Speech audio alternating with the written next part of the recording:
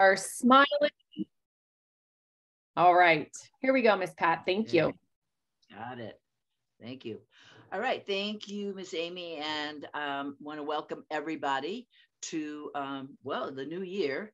And so this is our meet and learn. We try to pick topics that are of interest, that we want to know more about, that we've heard about, that are part of the League of Women Voters priorities.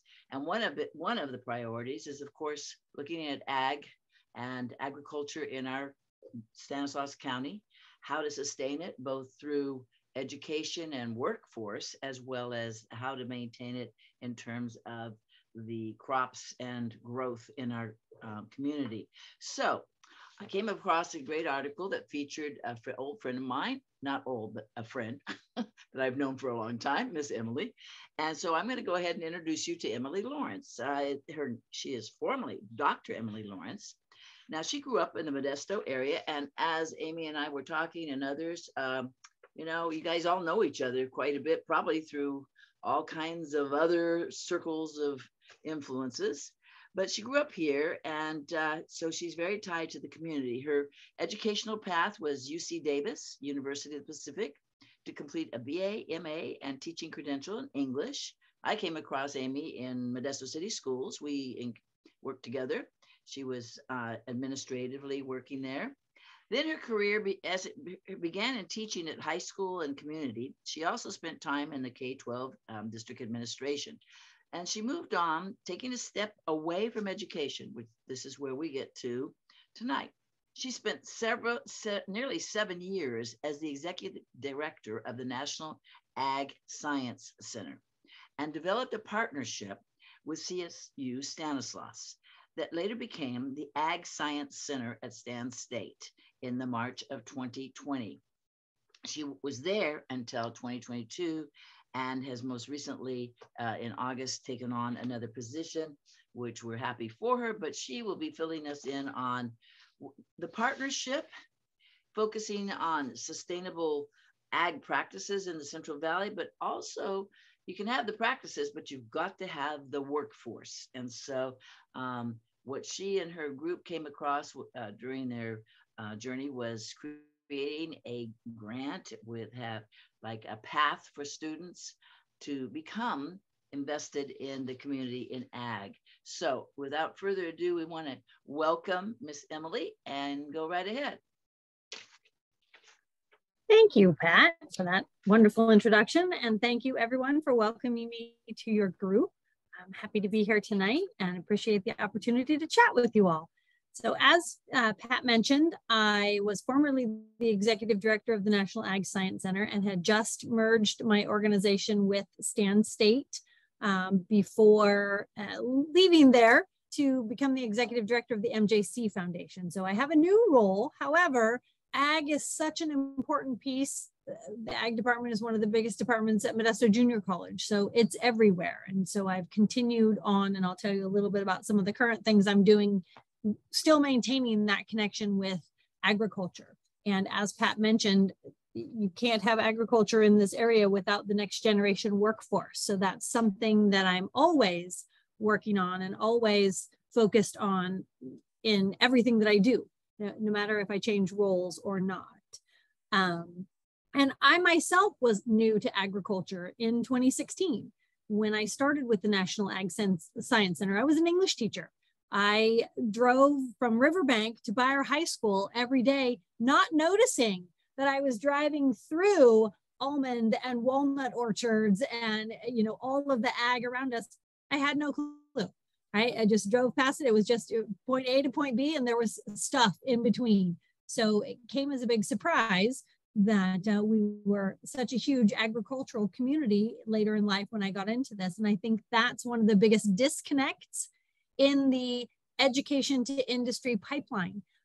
Plenty of students in this area know about agriculture if they've been in FFA or if they've been in 4-H or if they're from an ag family. However, there's a huge disconnect between the students who aren't familiar with agriculture and have not grown up with agriculture about all of the amazing opportunities that are right here in the Central Valley in agriculture. And it's not sort of the stereotypical agriculture that people think of. A lot of students, when I go out and give presentations with an ag focus, students think it's a summer job. It's picking, it's dirty, it's a farmer on a tractor. They have no idea about the technology in agriculture.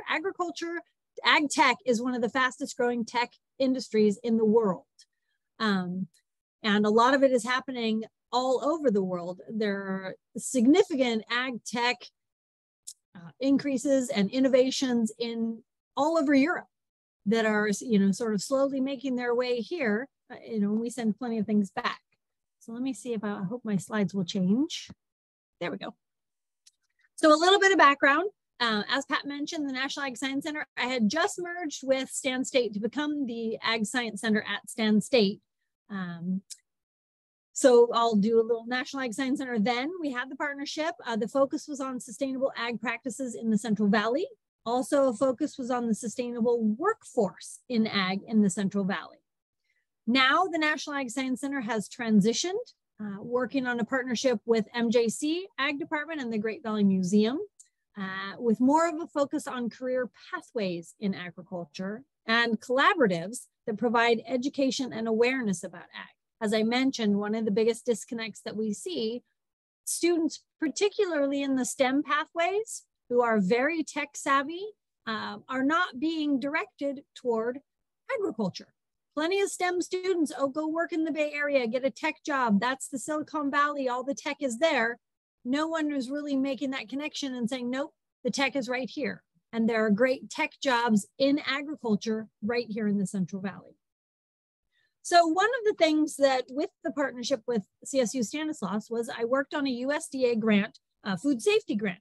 After several conversations with people in the industry and realizing that food safety is a huge area of need, it's a huge area that's not addressed in the Central Valley in terms of programs or even certification programs, which is what the focus for the USDA grant at Stan State was.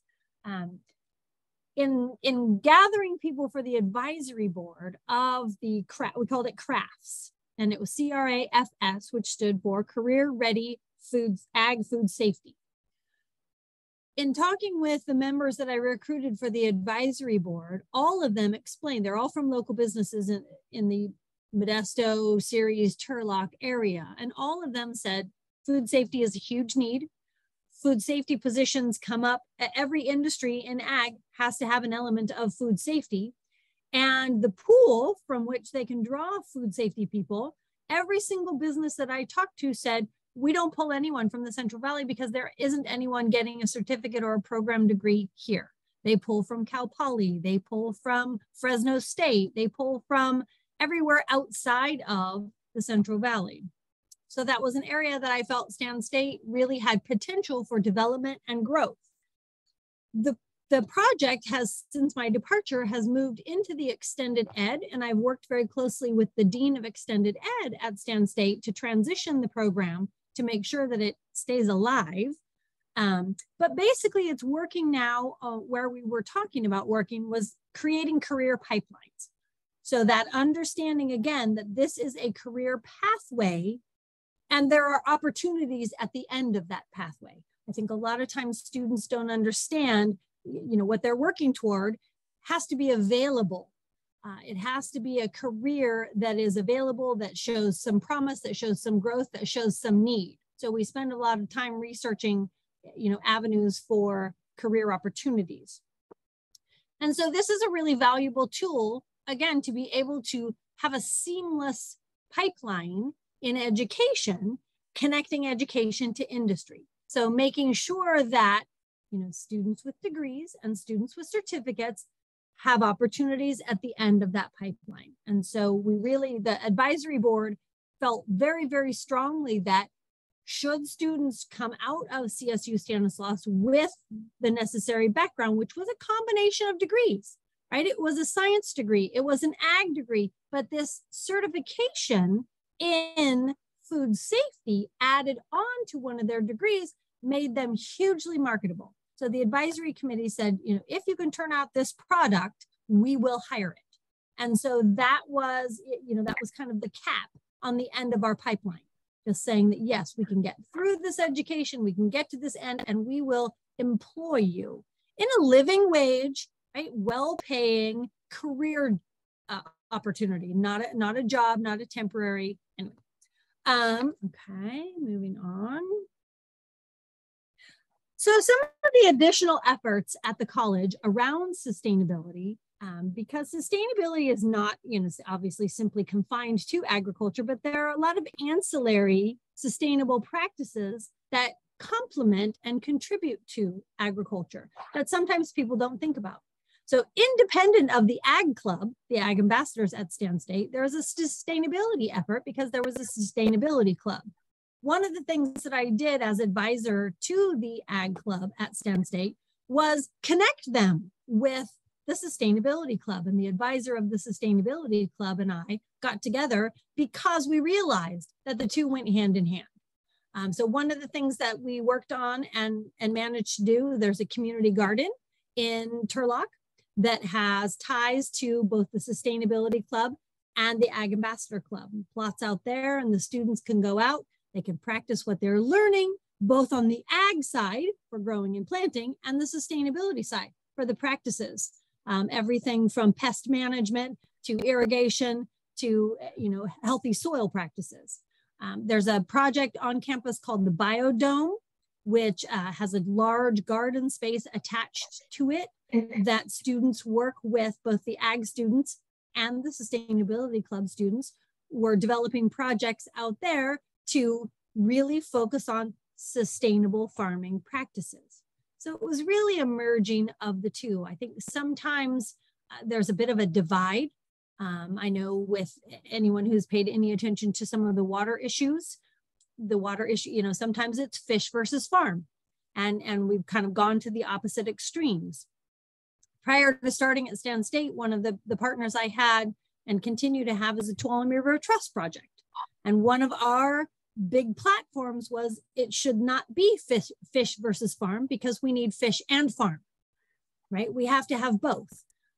And so just establishing those collaboratives and making those connections, even between groups that sometimes get a little siloed, is very important, so that you have that communication. So it's not one thing versus another thing. We need all things. And so that at Stan State was something we focused on specifically, was making those connections. And the Ag Science Center has moved on to some different avenues, but still maintaining those connections so that we can have these partnerships. And the terminology that I used when I put together the crafts grant was that it was not a cross-discipline or a multiple discipline, it was a convergent discipline program, which, it's in the semantics, and that's probably the English teacher rearing its ugly head when I write a USDA grant. But the difference being the convergent discipline model is it's not one major taking a few courses to get a certificate. It's really a blending of the courses and the programs that meet students' needs in order to achieve a goal. The goal was food safety certification in a variety of different areas, from meat to produce. But really the goal was they had an experience of a bunch of different disciplines all within the program blended together. So like I said, semantics, but it was really the effort to include and to widen that awareness. Because when you talk about food safety in a traditional setting, you appeal to the ag students. Since this was a pretty heavily science-based, the science department jumped on board. But then, there were also components. I had worked with the business department because there are a lot of business applications, for this industry. And so it was really getting people to understand that it takes all of these courses and all of these different disciplines in order to really turn out a very well-rounded product, which is what we were going for. Product being our next generation workforce, which is so critical. One of the other things I wanted to mention in terms of sustainability and where agriculture is going in the Central Valley is the Stanislaus 2030 project. So the Stanislaus 2030, if anyone is not familiar with it, it's a group driven by the Stanislaus Community Foundation, combined with industry, Central Valley leadership, government, a whole variety and hodgepodge cross-section of our community is involved in this. And there are several different committees, lots of moving pieces, lots of people who are providing their expertise. But in their blueprint, which is on their website, available on their website now, and is a much larger document than what I've just pulled some snippets from here, they identified some action areas to move forward for the economic development of our community.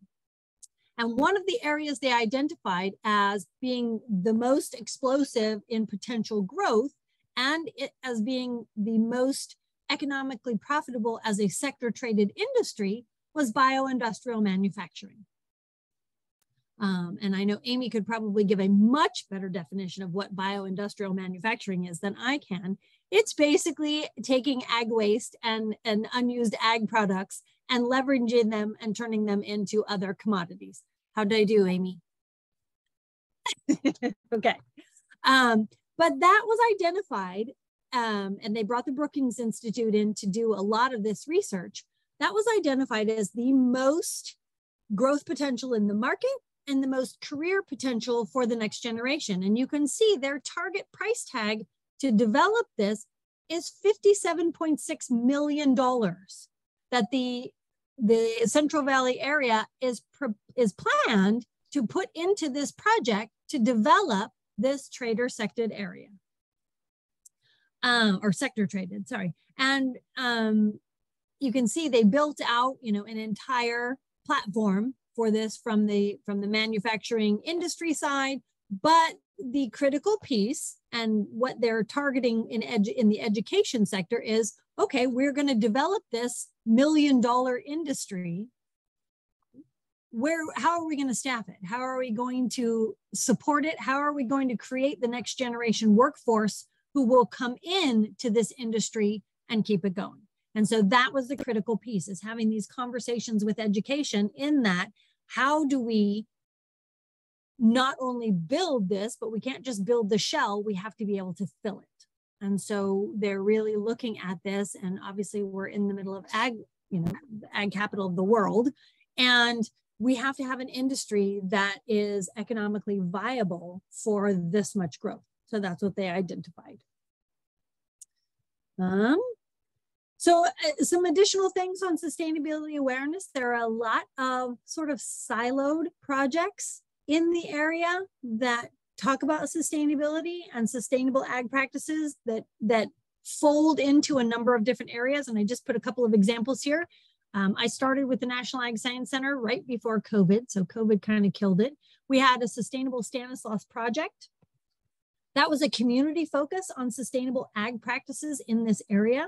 What we did is we gathered a group of community members. We offered a field trip, for lack of a better term. We piled a bunch of people on a bus and we went out and we observed sustainable agricultural practices, because a lot of people in this community are not aware of what's going on in agriculture and that there are sustainable practices. So for example, we went to Fiscalini Farms and took a tour of their farm and their methane digester, which is a sustainable practice. Unbeknownst to almost everyone on the bus, that is not a new concept. The methane digester is not new, and they're kind of all over, but this was an absolutely brand new concept for the people on this particular tour. So there was a really high lack of community awareness about what's going on. We went to Gemperle and they talked about their energy efficiency practices, their hydroelectric power, their micro spray practices. We took a look at the Soils Center in Ceres, so their regenerative farming practices, cover cropping, and their community food programs. MJC offers some community science programs. This one happened to be on climate change. That's at the end of this month. And so talking about climate and weather and soils, and it has a little bit, I was reading the bio on this topic and this presenter, and it has a little bit of an ag focus because obviously, ag impacts the climate and our water and our usage of it. And so there are a lot of little things that are happening, but it really a more concerted effort to link some of these things and to make sure we're not doing that, this or that, would really help agriculture and sustainable agricultural practices in the Central Valley. Finally, I put some fun facts into the last slide. Just creating this, there are lots of educational institutions in addition to Stan State, right? There's MJC, Delta, UC Merced, all of whom are doing agriculture. There's an Ag Tech X Festival on February 8th at Modesto Junior College that Western Growers is putting on. Karen Ross, Secretary of Agriculture, is the keynote speaker coming to that. Again, just trying to promote the conversations between industry and education. So I was part of that committee, even though my role has changed with MJC. It's at MJC Ag, and I'm still entrenched enough in the community that they called upon me to recruit some people for their panelists and things like that. Delta has their farm project. If you've driven up and down 99, they've gotten bigger and bigger signs as their barn project is completed, and they're starting to really talk about what their focus is. And I helped to hire their farm manager out there, and I've had several conversations with him since, and he is taking a look at sustainability. UC Merced, I don't know if people are familiar with UC Merced's Innovate to Grow program and the history behind why the agriculture program at UC Merced is in engineering. So there's a 100-year-old handshake deal across the UC system that there would only be 3 agriculture UCs. Davis, which to me makes sense, go Aggies, that's where I went. Berkeley, which makes less sense to me. And Riverside, which makes even less sense. UC Merced decided that they didn't care that there was a 100-year-old agreement. They are going to buck the system a little bit. They don't know who shook hands then and what the deal is, but they are running their agriculture through their engineering program. And Innovate to Grow is their capstone project for the engineering program. And what it is, it's a fantastic, and if you ever are interested, they're always recruiting for judges. And I've judged several times, and it's absolutely fantastic. The capstone project is student teams who are given a real world project. 99% of the projects they are given are ag-based. And they are asked to design a solution. They are given a mentor from the industry with whom they're partnered. Sometimes they're given some seed money. A lot of the students have gone on to internships, mentorships, and actual employment with the companies that they've been involved with. For example, Gallo will say, we have a problem on our bottling line, fix it. And so the students create an entire presentation. They have one segment in a larger room where they're kind of standing and answering questions, and they've done the tri boards and are talking about their solution to the problem. But then the actual competition is the student teams presenting their solution. They cover everything from the problem, the challenge, to design, budget, and implementation. So it's really, really a fantastic program. I have talked with multiple other institutions, Stan State being one of them, Modesto Junior College now being another, to adopt some form of this because it is a great connector between industry and the educational institution. And it is also providing some real world opportunities for these students coming right out of the program. And so you can see in the little facts that I have on here, just some information about what the Central Valley provides to the world, their increasing agricultural production across the industry, where we produce. Stanislaus and San Joaquin fall 6 and 7 in the top agricultural counties in California. So there is plenty of potential out there. I think the big disconnect is just that we are not letting the students who are not from an ag background, we are not making that connection and helping them understand what opportunities are available. So I realized I was kind of all over the board, but I will answer any questions you might have. So Emily, I actually have to give you a quick nugget of information about why UC Berkeley and why UC Riverside. Okay, that would be great. Right? So this helps. Okay, so Yes. UC Berkeley is actually the original land-grant university. When the land-grant system within California was established, UC Davis didn't exist. UC Berkeley was the only campus that existed. And it is the home of the cooperative extension program.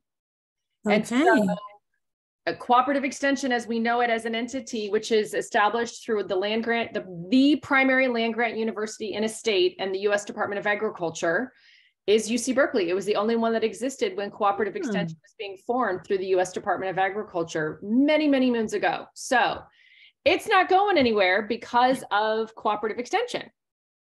Right. And UC Riverside's agricultural claim to fame is citrus. They have one of the most impressive citrus research facilities in the world. And in fact, they are part of the leading charge with their counterparts in Florida to address citrus greening disease. And I will tell you, if you ever have a reason to be in Riverside, you want to actually go to the campus to take a tour of their citrus grove. They have over 600 varieties of citrus on the campus. Number one, it just smells heavenly. It's absolutely smells heavenly. And I mean, there's a citrus that looks like a spider. It's a piece of citrus fruit that it's unbelievable. So might not seem like a reason. But the citrus, and there's a number of other agricultural pursuits, but the thing they are most known for is citrus. So, but I agree with you, whatever this ridiculous 100-year handshake, blah, blah, blah, yada, yada. It's not doing our valley any good. And we just need to build a bridge. So, okay. Yes. Well, and it's too bad that if the F3, and I can't remember what it stands for, but that F3 goes from Bakersfield. It was only supposed to go Bakersfield to Fresno. Yes. Merced got them to squeak it up a little bit higher so that they could be a part of that. Yeah. But again, it's still not getting up into the Central Valley. So we've got, this whole focus on food corridor and what, $35 million dumped into that. And it only goes as far north as Merced. It's crazy. I completely agree. Okay. So we've got some good questions here for you. So the first one is from Marcia. Is there a program that develops a path using technology that does not require a college degree? It is being found that many possible jobs are not being filled because if the applicant does not have a college degree, it's not even a part of the conversation. And therefore, many qualified applicants are not even getting a foot in the door. Fabulous question, Marcia. Yes. So, yes, there are a number of programs who there's a huge refocus on career tech ed, CTE programs. And so those are the pathways that do not require a college degree. Many of those are certification pathways. Even the food safety program that I talked about, although it is housed at a 4-year institution, the idea behind the food safety being a certification pathway is that it is not necessary for a student in the crafts pathway to actually get the 4-year degree.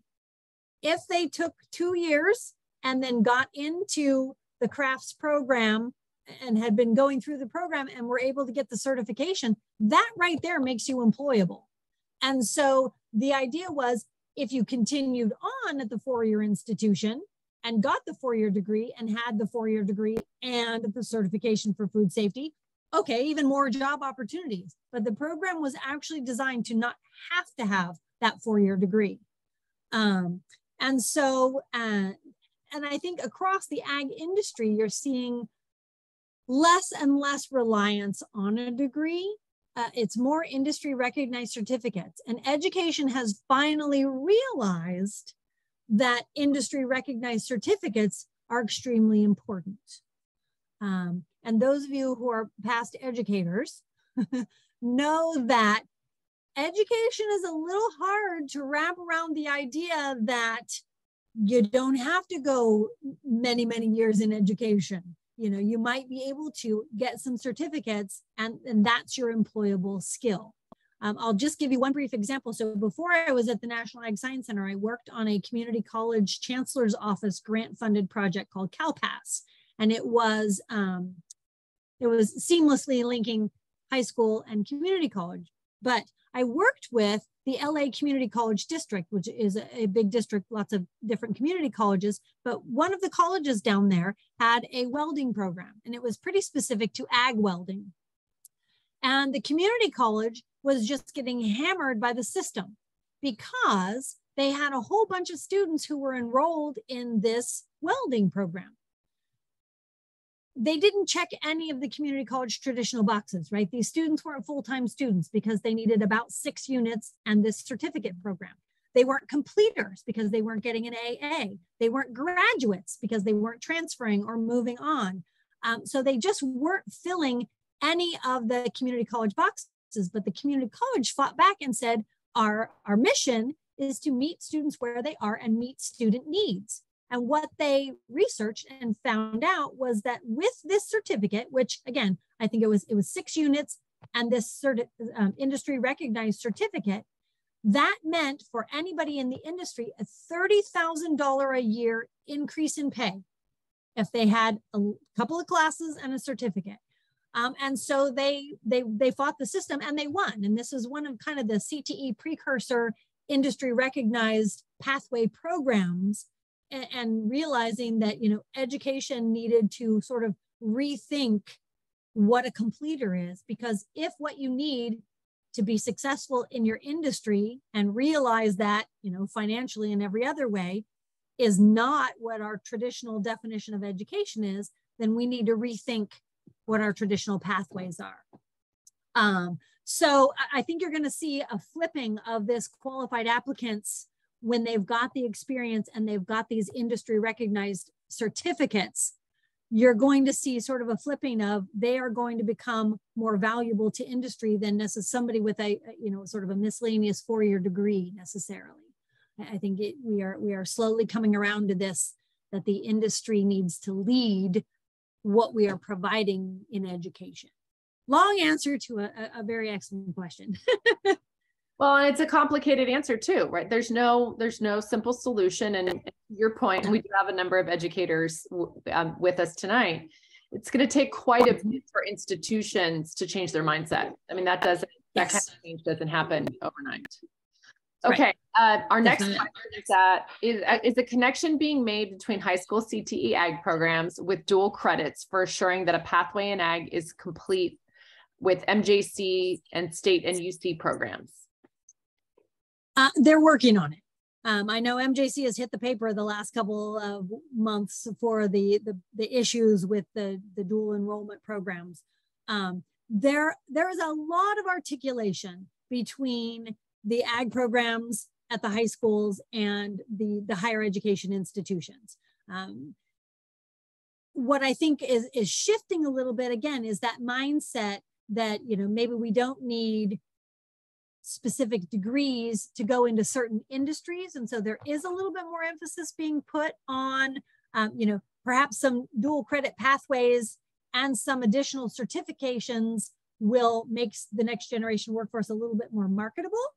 And so I know that there are a lot of conversations around that, but there is a lot of work also on defining the pathways. And I'm just going to say, coming from an outside industry, ag is one of the more challenging sectors, I believe, to pathway creation.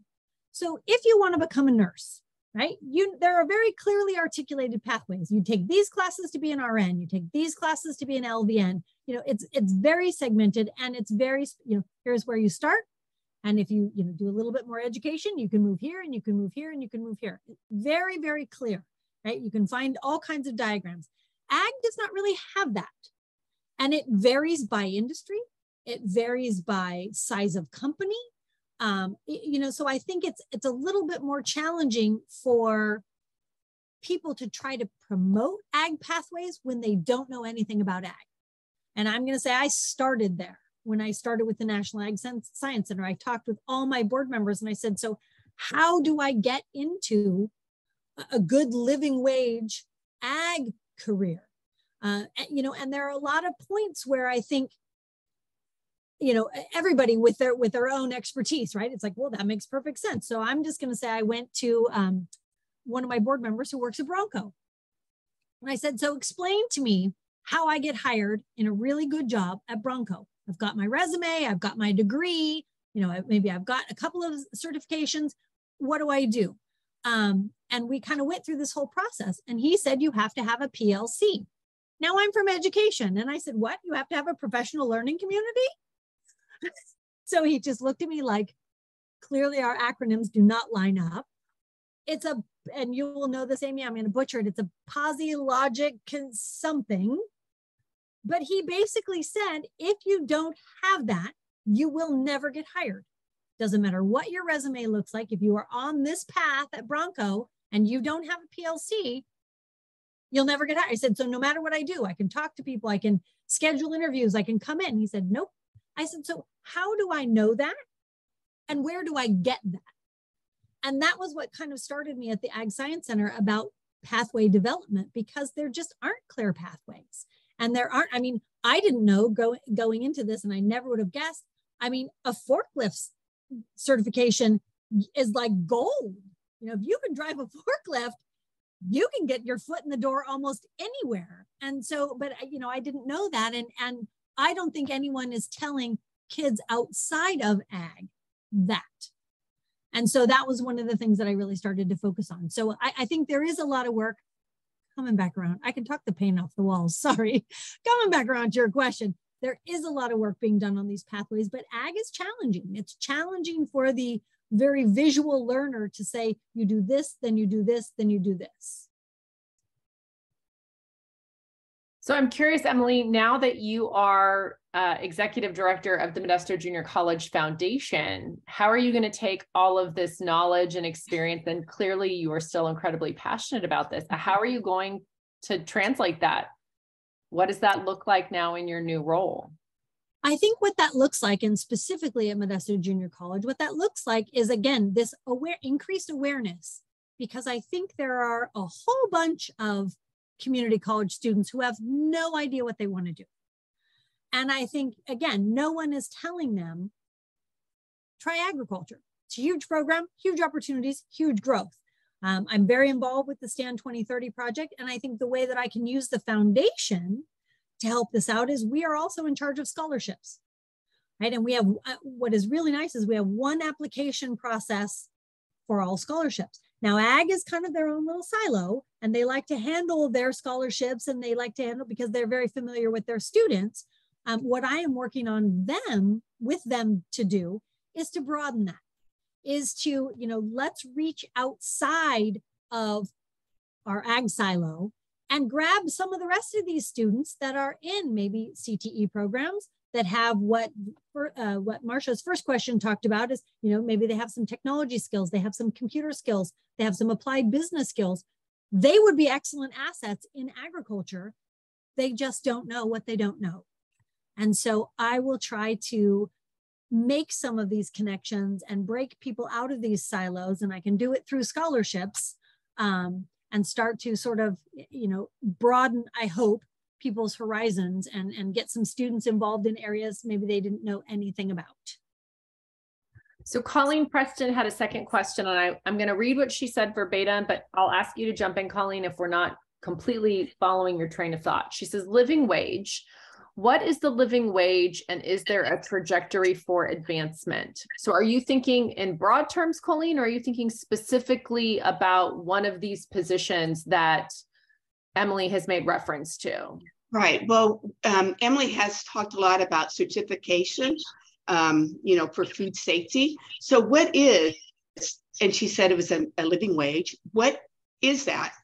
You know, what do you call living wage for somebody that has a certificate? Because, you know, the CTE programs offer a lot of certificates, whether it's in, you know, in health or whatever, and they aren't really living wages. So that's my question. I mean, even forklift driver, they aren't really totally living wages. Sure, you can get your foot in the door, but it's really not true living wages like you're making. So that's my question. Where is the trajectory in this whole area, because we all know that ag is also very big business. A lot of them are not little farmers anymore. They're a huge business, especially down in the Fresno area and even down in Riverside, that whole area. They're huge, huge, huge corporate. And so what does that really look like when somebody does all this training, does this pathway? Where does that put them raising a family with a living wage and really being prosperous? So that's my question. Sure. Sure. And so I'll give you a couple of different answers.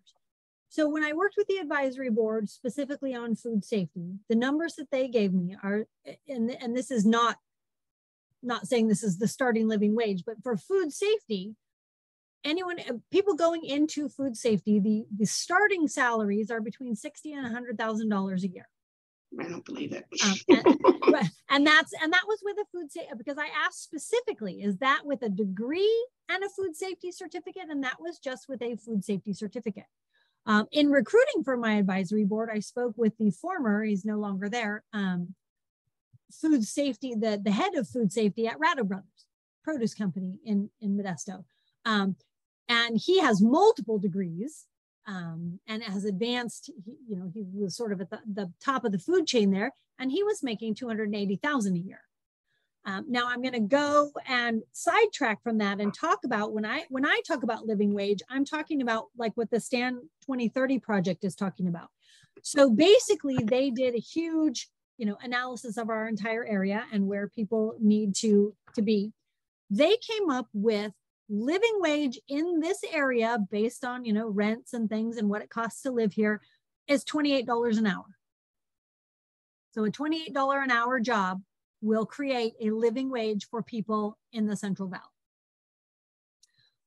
So it totally does depend on the industry, but there are certification-based positions that I think are probably pretty close to $28 an hour. There are definitely lots of ag positions that are less than that.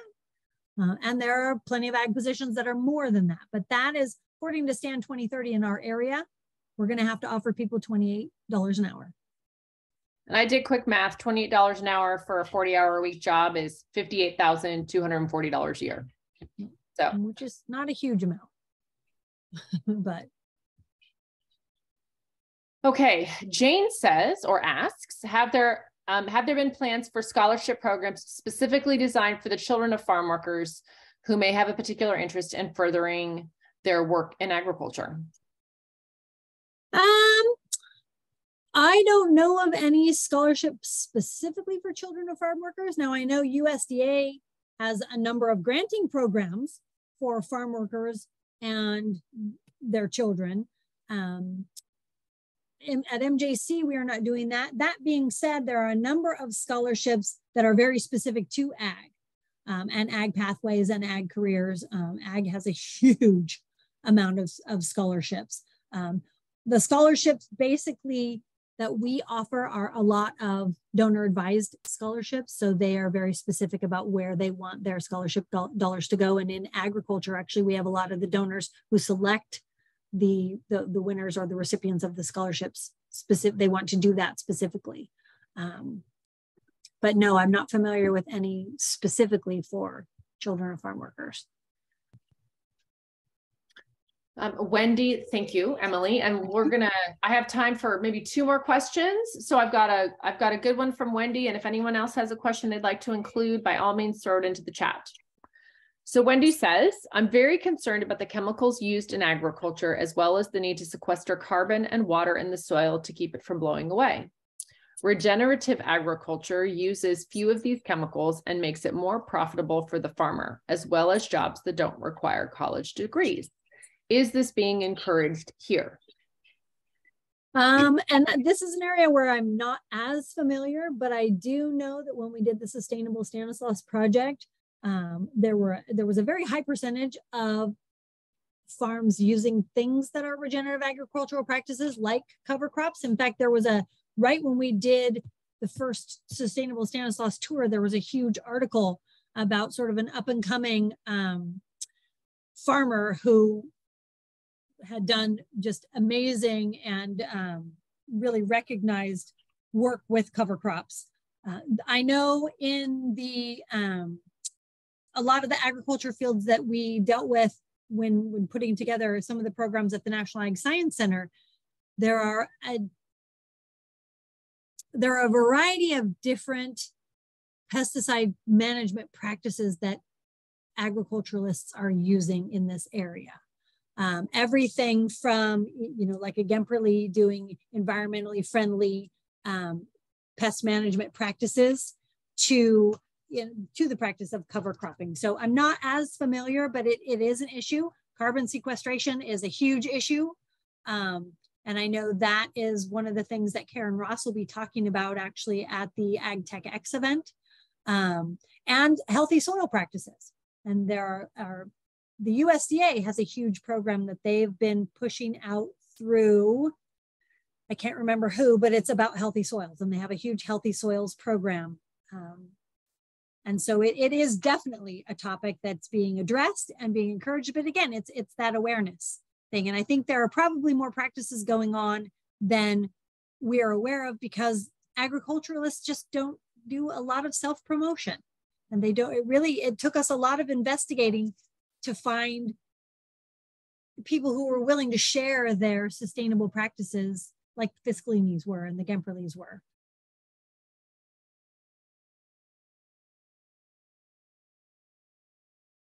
Marcia, I didn't follow your note completely. Why don't you just take yourself off mute and ask? Let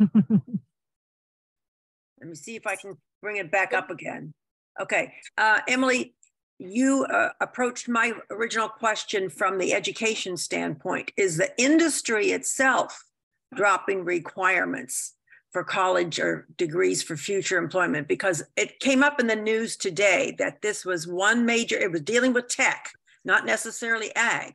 Right. And it was saying people cannot get in the door because the industry's job application states you have to have a college degree.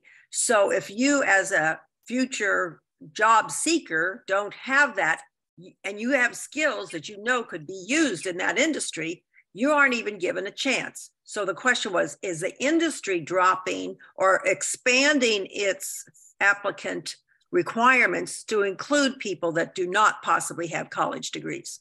Yes, I think you're going to see some significant changes okay. in the next 5 to 10 years on that, because that is definitely something. And like I was saying, the industry recognized certificate is right. becoming much, much more valuable than your college degree. And so I think you're going to see a big flip there. I'm not as familiar with tech, but I know, every time they have a tech explosion, it's more now about experience and innovation than it is necessarily about education. Well, I know in the equipment part of tech, of ag, it is extremely important for technology to be there, because so much of the machinery now is being transformed so that it is not even going to be a human-based piece of equipment.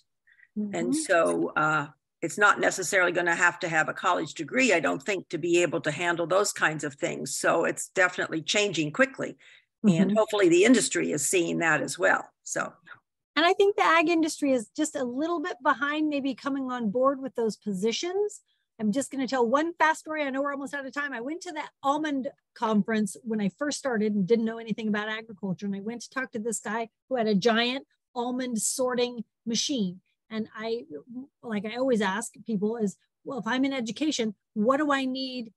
What do I need to know? What do I need to be trained in to be able to operate this? And he said they were selling those machines, and these machines were massive and millions of dollars. Right. Selling them faster than they could make them. But what he said, the big problem was people in agriculture didn't have anyone to run them and program them. They could do everything. I mean, they could do everything, short of sweep your house, I think, that you wanted to know with an almond, right? They can sort and grade and filter and color and size and shape and everything else. And he said, the problem is the people who were buying them couldn't work them. And so, they would assign their mechanic or somebody to come and work on the machine, but nobody to program it. And so they were only being used at less than 10% of their capacity. And he said, the bigger problem is the people who have designed this are on the East Coast. So when the farmer in California calls the guy on the East Coast about his machine, that guy on the East Coast hasn't ever seen an almond outside of a can. So when the farmer was trying to ask something about, the shelling or the size or the gradation of the almond, the guy on the East Coast is saying, well, I don't know, but this is how you work the machine. So just a huge disconnect. So I think you are going to see these positions that don't necessarily require, because it's changing so rapidly, especially with all this technology, that quite frankly, the industry is not going to be able to wait for people to get out of college. It's going to have to be a little bit more certificate and skill-based. Mm-hmm. Thank you. Emily, thank you so much. This was a fascinating presentation and certainly gave us a lot of information to consider. And there's more to come. There's so much more to come. So I'm going to turn things back over to Pat to wrap it up. And thank you, everyone. Yes. Thank you, Emily. That was very, very interesting. And, it's amazing how much you've learned in this area. And you obviously are very passionate. And I think in your new position, you will carry on that. And there's a great connection you can make with all these different informations that you already have. I think that's wonderful. And hope to hear more and learn more. So congratulations on your presentation. Great job. Great questions. I would like to say to the group, thank you to Amy for being our host. And to remind the group, you may not know, but on February 16th, which would be our next meeting, our next meet and learn, we are partnering, well, not partnering, but we're supporting an event that the Stanislaus County Commission for Women will be having. And so I'm sharing this with you in case you are interested. It is a presentation of a movie called The Swimmers. It's about two Syrian sisters who are fleeing from Damascus, trying to reach Greece as an asylum, and they then go on to swim in the Olympics. Very interesting program. They will be followed at the State Theater by having some speakers who are definitely, refugee students and who are attending MJC. There'll be a panel, a photo display focused on the refugee experience, and then you'll see the film. So this is an opportunity on February 16th. And since there was that, I don't call it a conflict, it was just like two great things to happen, we decided we would like to have people attend that if possible. Our event on March 16th, our next meet and learn, will be critical race theory. You may have read about it, you may have heard about it, and we will be learning what is critical race theory and what it is not, and how it is important in decisions going on within our school systems. And we will have a speaker who is involved in curriculum. So I thank you all for attending. If you ever get some great ideas, please let us know for topics that you would like to have speakers and presentations. Lori? I just wanted to thank everybody that participated tonight and persevered to getting on. That glitch I warned Amy about, and we will further pursue why that happens. But it seemed once we reset the exact same one, you were able to get on. So we'll work on it for next time. Thank you for persevering. Thank you, Colleen, for contacting some people that were having trouble getting on. And I would like to thank Pat and Amy and Emily for a great presentation. It's a great start for us. So thank you. Well, thank you for having me and spending some time with me. Thank you, Emily. Thank you. you. Take care of yourself. All right. Thank you. Bye-bye.